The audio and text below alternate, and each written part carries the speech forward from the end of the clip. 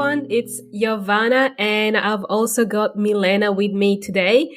We've decided to record a quick episode. We felt really inspired today for some reason to record together. And we are especially interested in talking to you about customer journey mapping. It's something that we get asked all the time. It's something that a lot of companies struggle to implement effectively, and also having a great system in place where you can easily convert your leads into customers. That's essentially what we're trying to do with the customer journey map.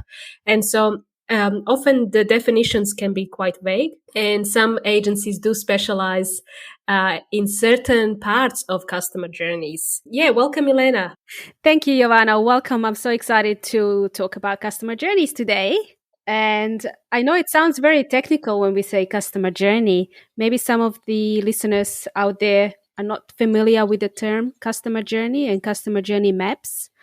Well, I am going to read out a definition that I just found on Google, and then I'm going to tell you my definition of that. The customer journey is defined by Mr. Google. I should call him Mr. Google. Customer journey maps are a tool that helps people understand and buy into the benefit and solution of your product. And they follow up with the importance of having a strategic customer journey is to provide a superb experience for your customers to retain for business. What I like to call customer journeys is the ability to make it easy for your customers to buy from you. That's what our focus is when we are talking about customer journeys, how easy it is to buy from you, from your business. Are you putting obstacles? Because there are so many times, and we'll share in this episode the good and the bad of customer journeys, what type of impact it has on customer experience. That sounds really good, Giovanna. I think a lot of business owners will benefit from this. They'll realize how important it is to have is to think about their customer, well, how the contact becomes a customer in their business. And it all also affects their customer experience. Yeah, I thought the other advantage that comes to mind is anyone that does it in your, like if you're in the industry, and if you do this really well, if you make it super easy for your customers to buy from you, that is a competitive advantage. You are definitely going to sell more and convert more customers. And stand out. Retain customers, that's another benefit. But let's share stories. Recently, I know we work with a lot of customers. We work in different industries, in different verticals. And oftentimes we've seen different types of customer experiences or different types of customer journeys coming up for e-commerce, for SaaS businesses, for service businesses, for coaching, online businesses. Everyone has a different need, and all the journeys are quite bespoke.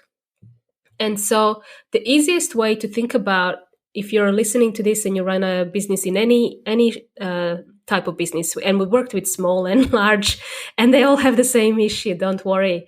If you're just starting out, it's the same problems. The easiest way to start, Milena, is to pick one customer that you love to work with. Just pick them and just imagine and visualize how they ask them a question. If you want to talk to them, you can talk to them, of course, interview them.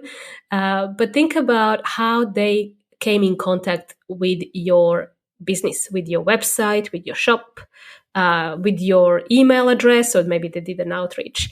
How did they actually come about? How did they come to contact you? What were they doing before they contacted you? Were they researching your social media platforms? Because if you're not keeping current, maybe that looks bad from customers' perspective. We have, as you mentioned, from our own experience, visiting other businesses, and every day you go somewhere and you deal with, let's say, a real estate agent, or you deal with, if you're looking to buy a home, or if you're looking to build a home, you might be dealing with different builders. So as someone, we can see it from our own experience. The whole customer journey has this business really thought about their customer. What is the experience their customers are going to have with this particular business? Sounds like it's your example. Yeah, so recently we went to, so my husband and I, we are looking to build a home, and we have visited quite a few builders. So before we set our eyes on one particular builder, and we were really excited about, dealing with that first face-to-face contact when you go to a display home, and they give you brochures, they answer all your questions, and then we decide to go through the process. So that was our first step before we become their customer. And then after that, we decided, all right, let's sign the contract. Let's take this forward. We are really happy with the house, with the plan that they've built for us. We are really happy with the floor plan that they've designed for us. And we decided, let's just bite the bullet and go ahead with these people. So after that particular interaction, we basically didn't get any personal phone calls, anything from the builder, any other introductions. Who are we dealing with? Next steps. We had to wait a few weeks before we started receiving letters in the mail, not even an email. So it was a letter, physical letter, welcoming us into their business and looking forward to work with us and so on. But it was interesting that we are, spending $500,000 on this house, and we don't even get a contact person to reach out to. We don't get a phone call. It was very, very impersonal, and that left a really bad taste for us. We thought there's some sort of disconnect with the relationship we had at the beginning. And this was during the process of being their customer. So we've decided to take the step. We paid the deposit, and something was off, something wasn't right, because we lost that personal touch, and we almost lost the trust in what they're going to do for us. So we all of a sudden started to question. We had doubts. Oh, did we make the right decision here? Maybe we should have gone with another builder. Very, very interesting to look at it now from a customer perspective, but also to look at it from this experience that I have knowing about customer journeys and how important that is. Did you have something similar, Giovanna? Yes. We had lots of instances. I think it's almost as if there is an assumption based by business owners, and maybe miscommunication, especially if you have a large business. Maybe the type of builder you're talking to, they may have different departments. They might have sales in a different location, and then marketing in a different location. And then the challenge is, how do you bridge those two together? How do you have a cohesion? How can you make them all talk to each other so that the same experience that you have experienced in the display home, when you said, wow, this is amazing, friendly customer service, friendly salespeople, and then you don't have the follow through. And this is where marketing automation, like if they had a system in place, they would be able to be on top of it. It would be transparent. Everybody will be held. You'll know which pipeline you'll be in, and then who owns which pipeline, and how they would score you. If you have the budget, if you're approved to be a buyer, etc. That should be a hot type of lead for them. They should be on top. They should be following you up every day. I have the similar experience where not building a home, but again, I have to bring up the kind of construction element, because we're renovating our house at the moment. And I went through the stages of sourcing different designers and interior designers, to help with all the color schemes and just advice, because I'm not really a creative person. And I was really surprised that they did not take an inquiry. So somebody who is going to go on your website, like me, at 8:00 in the evening, as I could be watching TV or something, but I'm browsing through the website and I send an inquiry. I am eager to talk to somebody. It would be so much easier for me to book an appointment, and that task is done for me, so that I can at least lock this away, and I'm ready to talk to an interior designer. It would be so easy if I went to 5 different interior designers and they all had the same process. But no, everyone has a different process. And what stood out was one that had a perfect, great website, perfect. There was an appointment. But I decided to send an inquiry at this stage. Perfect. Checked out the Instagram, of course, as you do. Check out all these designs, and you said, yeah, that's a perfect fit for us. But I didn't hear from them after. Nothing. So, when you leave a message on the website, do you get like a thank you? We've got your submission. No, nothing. Not even an email. It would be so much nicer if there was a personal welcome. Hey, thank you so much. And this is the name of that person that you're looking at, and maybe a video. Oh my God, videos are so in right now. We should all be doing videos, although we're hiding behind the microphone now. But then it took a week. It took a week to for this person to come back. And during that time, I've already approached 2 other interior designers, only because it was quick, and only one, which was a referral from a client. So that was more of a warm kind of lead coming in. This person actually went and within 20 minutes sent out a calendar link, gave me a quick price list, and that was it. That's exactly what I needed to in order to make a decision, and we ended up hiring them to do the whole project for us. So as you can see how quickly things can turn if you don't, think about your customer journey and what they're going through, the whole process. And if you identify someone in your business, one customer that you love to work with, just think about what their journey was like, or even yourself. Like we are talking about our own journeys in other businesses. That is something that you can do in your business as well. And if there is a place that you admire, somebody that does a really good job, you should try and replicate that. Speaking of doing a good job, what is an example of a good customer journey experience that you had? Yeah, I've actually just recently had it. Again, it's in the building industry. Well, it's a real estate industry, I should say. We were looking also at buying a house, and it's quite interesting how most of the real estate agents, they have a really clear process of how they deal with customers, how they get in touch or in contact with customers. And when you go to an open home, let's say, and you meet this real estate agent for the first time, they're nicely dressed, they're smiling, they welcome you into this home and talk to you about the home. They answer your question if you have any doubts or any particular questions about the home. They're all prepared to answer your questions and alleviate any doubts that you might have about this home. And this relationship doesn't end there. They follow up with you the next day, and they again say, how's everything going? They're all polite, and they're looking for feedback on what you thought about the house, and if you're ready to make an offer, or if you have any questions. They also ask me to specify if I'm interested in any other different types of homes, different types of suburbs, if I'm interested to buy there potentially, because they have a lot of properties on the market coming up, and they just wanted to keep me in the loop. So they ask for my details, like my email address. Is it okay if we email you? And if we have something that's right for you, we'll email it, we'll give you a list of properties that we have with us.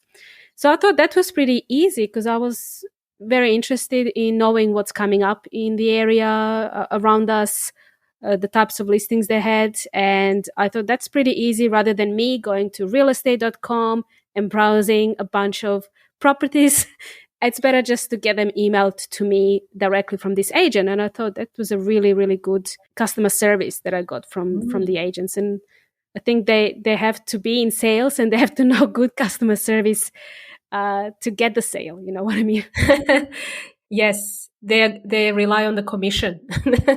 And it's interesting that you mentioned about that step that you appreciated being added to their newsletter, because one of the big objections from our clients whenever we recommend different types of emails to be sent at different times, you have to understand what the process or timeline looks like. So in order to understand when is the right time to issue an email.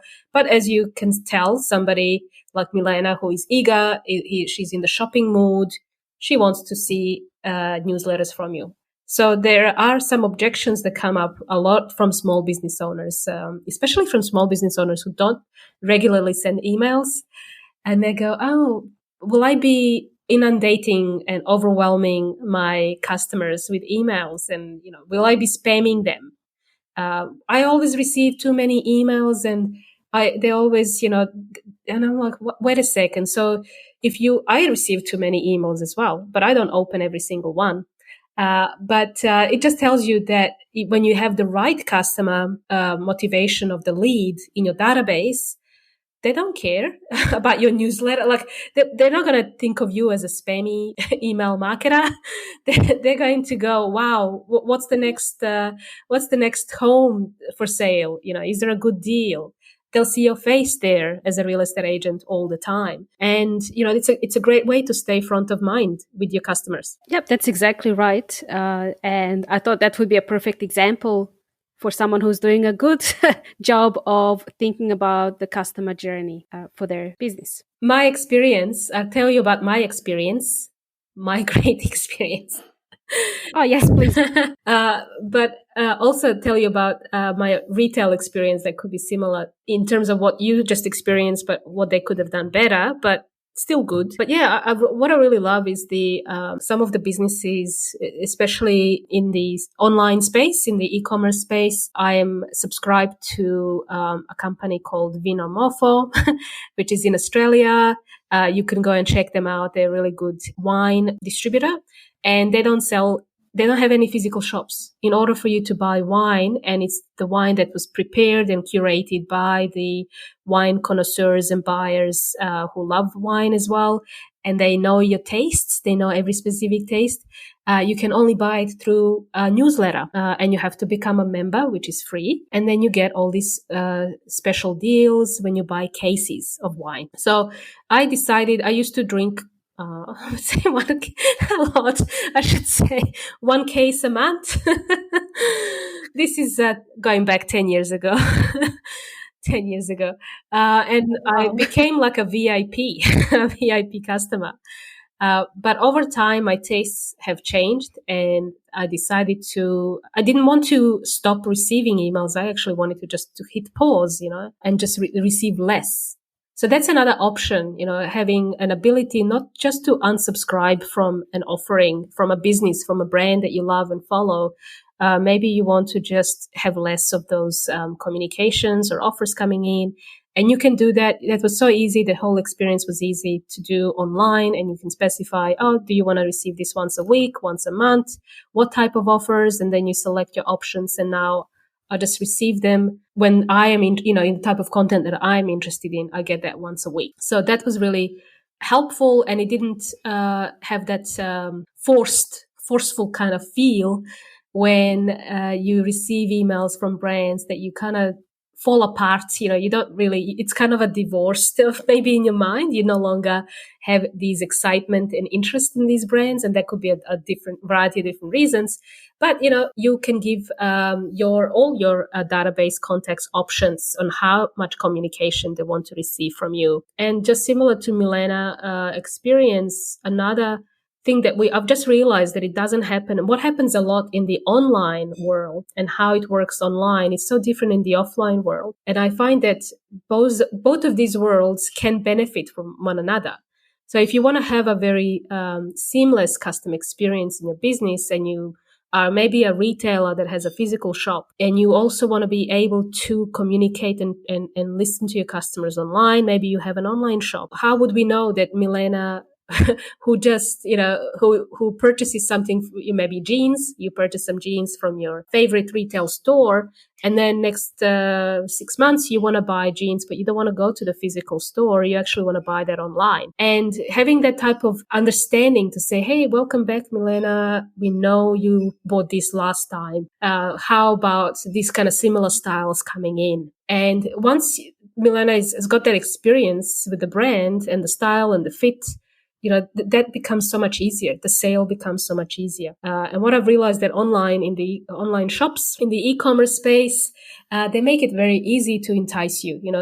When you have a website, you have a little pop-up that gives you a little sales hook, which is usually a discount. A discount is great because it encourages you to take action. So if you want somebody to buy today, give them a discount, and they'll be happy to spend money with you today. And that's easy way. But when we go shopping in a physical retail sense, as a first time customer, there's shops that I have never entered, but if they had a sign outside that said, hey, if you're a first time shopper, or we want to welcome new customers and we are having an exclusive night, come over, blah, blah, blah. This is what you can expect.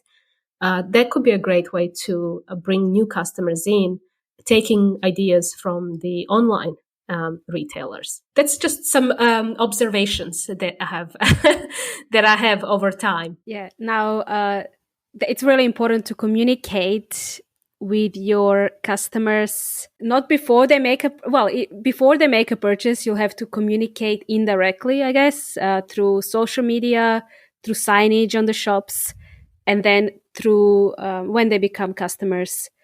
How do you communicate with them then? You'll have to have a process, a different way or communication style, the way you talk to customers versus the way you talk to prospects. So that's also part of the customer journey, is understanding at which step your customer is at, even before they become a customer, during, like if they're making a purchase online, are they checking out, and what's stopping them from going into making the purchase.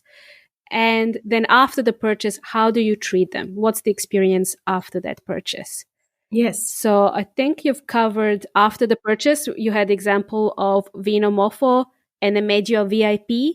And then because you really enjoyed the service and you had that personal service, I think that you had somebody call you on the phone. Oh, yes. Connoisseur, wine connoisseurs. Is that what they're called?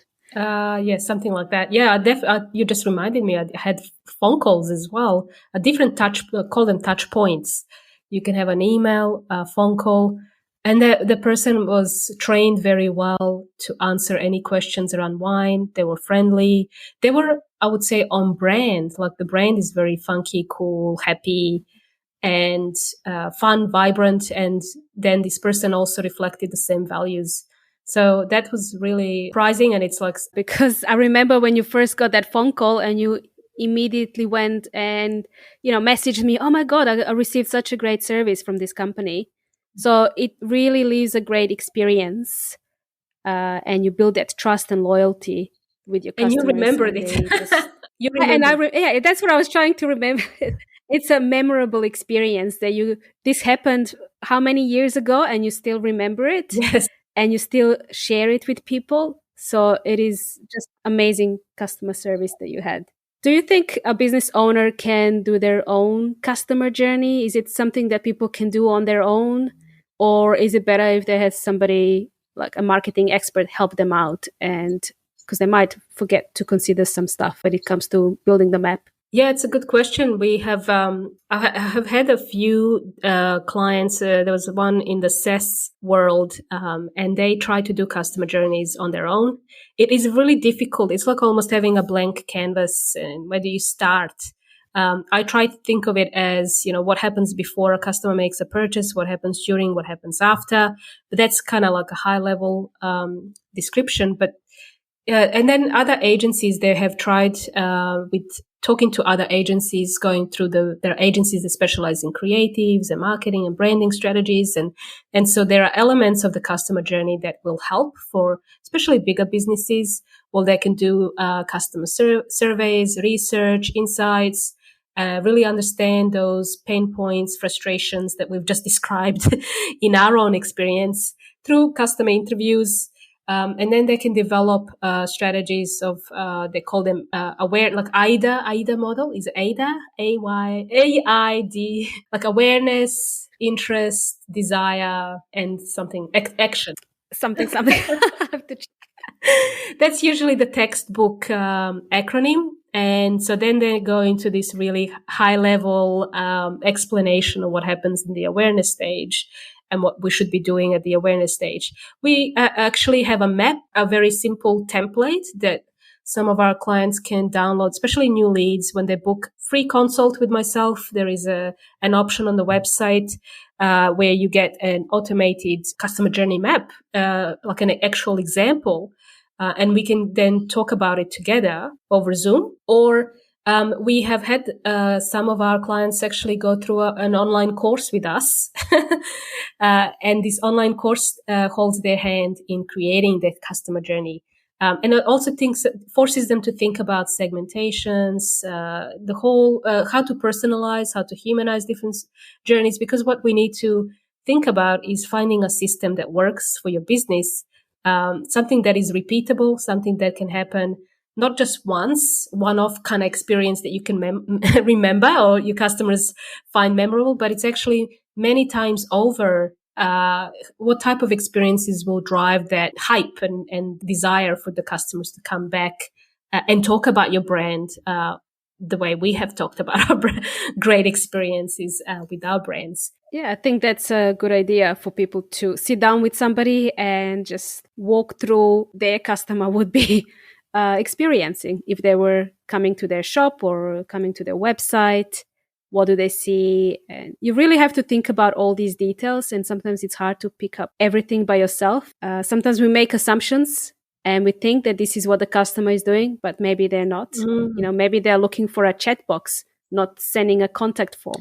So I guess it helps also to talk to your customer and find out what made them choose you. That's true. And we specialize in this, and we have to also, you know, we think this is our superpower, but we also have to sometimes have an objective consultant come in and just look at our business objectively and say, this is what you can do to improve. It is so much easier. It's almost like the weight has lifted off my shoulders. I don't have to go and think hard. Somebody else is doing the job. Right. So it's a lot easier. But if you don't have the budget to work with a consultant, the easiest thing you can do is really talk to your customers. Pick one ideal customer that you love to work with, someone that every time you wake up in the morning, you look forward to receiving an email from them or a phone call, and you could be chatting with them for like an hour. So those type of customers are the ones that you want to attract more of, and those are the ones that you want to learn how to convert best and what they loved about your journey, the actual process, your sales process. That's what we're talking about is a sales process. Yep. So you can multiply and get more of those good customers into your business. It's almost like a formula. You develop a formula for bringing in good customers in your business. On autopilot, we say. So I think this was really good, Jovana. We've explained why customer journeys are important, why every business owner should consider having a customer journey map, or just thinking about how someone becomes a customer in their business. What obstacles they have. Do they have any problems clicking on links, approaching you? Is it easy to find your phone number on your website? Are you presenting testimonials, social proof? Do you have social proof on your social media? Something that will help people and get them excited about your business. Help them make a decision. Oh yeah, I like the word you use, the obstacle. I like to say less friction. Can we eliminate friction in the sales process? Yeah, that's much better. Less friction and better customer service. Well, thank you so much. I've enjoyed talking with you. Of course, this is what we specialize in, so it comes off really easy. I always think, oh, this is easy. And then we talk to clients, no, actually, we need to do quite a lot of work in preparing for this conversation. Please, if you're listening to this and you want to start creating your own customer journey map, we have a course now available for e-commerce specifically. But you know what? I often find you can learn a lot from other industries. So if you are in a different type of industry, you can learn from e-commerce. But we will be launching courses on how to create your own customer journey if you're in SaaS or service-based business, because once you have this knowledge, you can replicate this in any business. Really, you don't need to just be doing one business, you know, in case you want to learn how to do this over and over again. Training is important, or you can come schedule a call with myself and you can get a free map of template and try and try and do this yourself with a few of your colleagues following the map. How do people get in touch with you, Giovanna? They can just go to the website, bumperleads.com, and there is a button that says, let's chat or something. I forgot what we said. Yeah, that's right. Let's chat. Let's chat like this. All right. Thank you so much and talk to you soon. Thank you, Giovanna. That was awesome. Thank you.